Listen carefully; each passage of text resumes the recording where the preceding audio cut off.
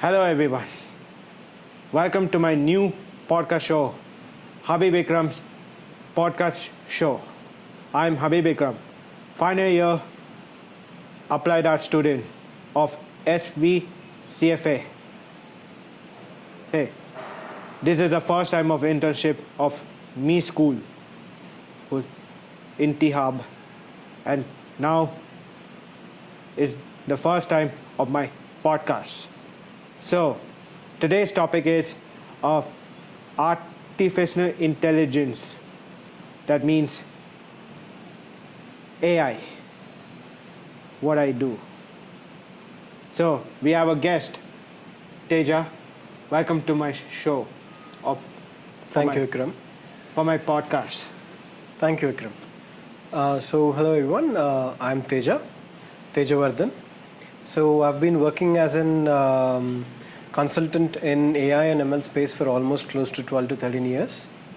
Right now, I'm working on a startup which is more looking in for generative AI driven social media and kind of like business analytics for micro and small enterprises.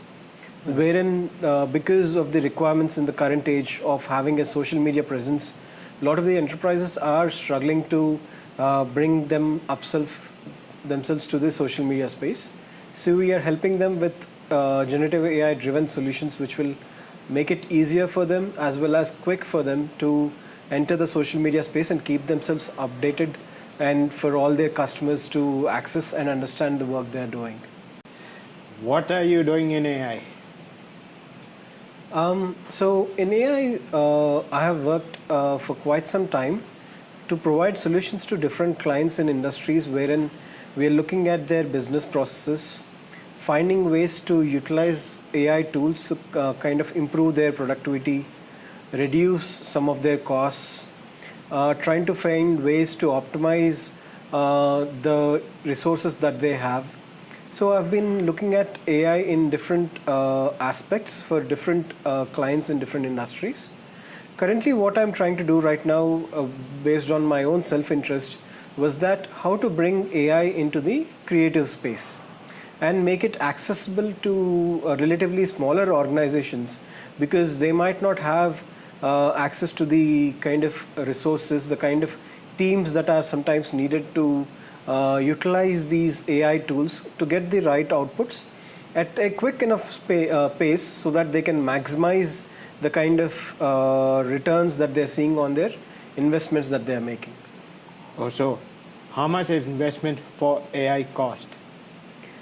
So, AI comes in all forms and sizes in terms of the costs, I must say, because you have AI models which are currently available, which can do text generation, image generation, and also very short form videos, for example, 6 to 8 seconds videos, which are free at the moment for very limited generation of use. It can go again from, there are multiple tiers from different AI model providers who are giving us options right from giving better quality images or better research, online research and analysis of the information that is there, or creating higher quality video along with audio in the background with options to actually extend those videos as well. So there are different kinds of possibilities. And though these are what I've talked about are publicly available tools, the companies are also giving access to APIs. That is basically you can access their solutions via a code or different your applications, etc., and generate the kind of images, audio, video, text, etc. So that again is like continuous pay per use. So the amount of information you are providing, the amount of outputs that you're getting, it is kind of like a pay per use model as well is available. So it all comes down to, I would say, what is your usage, how best you can utilize it so that you're not spending too much to get the optimal returns on the investment that you're making. So we can definitely help different organizations on that. Okay. So, which AI tools are for you editing? Sure. So personally, I've been using either ChatGPT in the very beginning because that was one of the first tools that was generally available. Then, of course, Gemini from Google is another tool which is very easily accessible and nowadays gives very good products in terms of like different options in terms of to utilize their model, as well as the fact that Grok, which is from X, the Elon Musk company, they have very good video generation options in terms of Grok Imagine, which is currently limitedly free to use, and it actually gives you a very good feel of what you can do with some of these tools. And obviously, Meta is also providing us something called Meta AI app, wherein again you can generate videos with through text or image inputs. So that is also a very good tool to start off with. When we are going for a little more professional outcomes, we are looking at Midjourney for image generation, and we have other video generation tools as well. Okay. So, is there any AI influencers in social media? Definitely, there are a lot of efforts that are being going into AI influences. A lot of times you will not even realize it. So what companies are trying to do is that in order to be able to showcase their products better, to give it a very good professional feel, but at the same time, because these micro and small or enterprises might not have the resources to have a full-blown advertisement or enterprise kind of like an ad budget. And sometimes when they are actually also reaching out to people because of e-commerce, you have them reaching out to customers from across the country or sometimes even globally. So when you have local language requirements, localization of certain background images, etc., they're using this generative AI to be able to give advertisements, infographics, analytics required for their marketing purposes in the local language, and also kind of like personalizing it in terms of the kind of customers that they are trying to focus on. And obviously in the social media, there are a lot of AI generated influences out there. Of course, there are official channels, and sometimes people even use it in their normal channels as well. Maybe not completely as such, but certainly, for example, when they want to bring in certain information, few clips which is not very easy to generate in terms of the timeline or the budget constraints that they might have. So there is a lot of effort going in into this. Okay. So, how AI can change their generation in towards the future? See, it is a very interesting question as such, because AI is so rapidly evolving. Within few months, within a year or year and a half, things have changed so much that it is quite very, very exciting. Even to think about it, how things might evolve going forward. I'll just give you a few examples. Initially, when you were trying to generate an image, it was very easy to find out that the text was not getting generated properly. Sometimes the letters were getting muddled, the alphabets or basically the words were not forming properly, the placement was extremely difficult, etc. And so you either had to just create an image and use other tools to actually put in text, etc. But now text has become so good in the generative AI tools that you need not go for using other tools as well. And even what's happening is it is able to pull data from your documents or from Google or other sources, analyze the information and place that automatically into the images that you're generating, that they are ready to use infographics, ready to use marketing materials, etc. And going forward, it will become even better. The more interesting part of it, and what people also appreciate, is not just static images but videos. So right now people are limited to small video generations in terms of 6 to 8 seconds for each clip, but people are using multiple clips to generate a full-fledged video. But there are talks that these will be easily extended to 15 seconds or much higher videos as well very soon, because these models and the kind of computers being invested and built at such a quick pace that I guess within the next 1-2 years you might even have full-fledged advertisements, short-form videos in terms of a few minutes, or sometimes even 5 to 10-minute videos which are generated with a single prompt or some inputs that you're giving. So it is evolving definitely at a very rapid pace. And more importantly, what I have been talking right now is when you're like giving a prompt from a chatbot or from a particular tool. A lot of effort is also going into building applications which are directly interacting with these AI models, wherein a lot of information is being pulled from different places.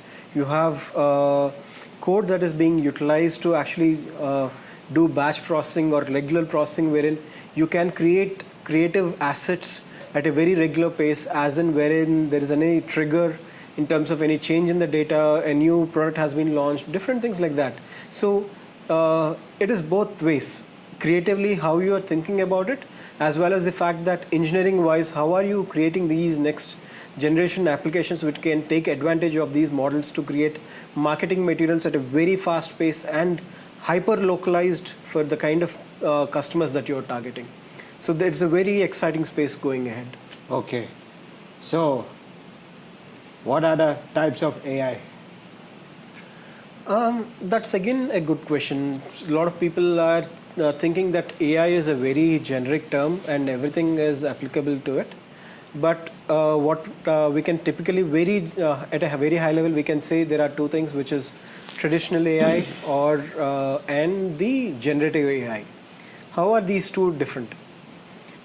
So far, I mean, before we talked about ChatGPT, a lot of people know that AI is something that will have to feed it a lot of information, help train it to identify what are the rights and wrongs, how it is classifying information, how it is identifying certain images, certain parts of the image, etc. We have to train that for multiple cycles over a long period of time to ensure that we reach a certain accuracy. And then whenever you give it new data, it will identify those patterns, whether it is in image form, whether it's in text form, a sentiment analysis, different customer segmentation, so different things like that. So basically trying to identify those patterns. Now the new, of course, it is not a new technology, but something that has come into the public space very recently is generative AI.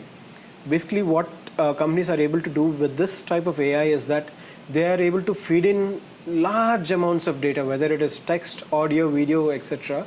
And a regular user or the people who are trying to implement those solutions, they did not train it any further. They might just need to tune it for their specific use cases, but generally it is already having a lot of information readily available with it.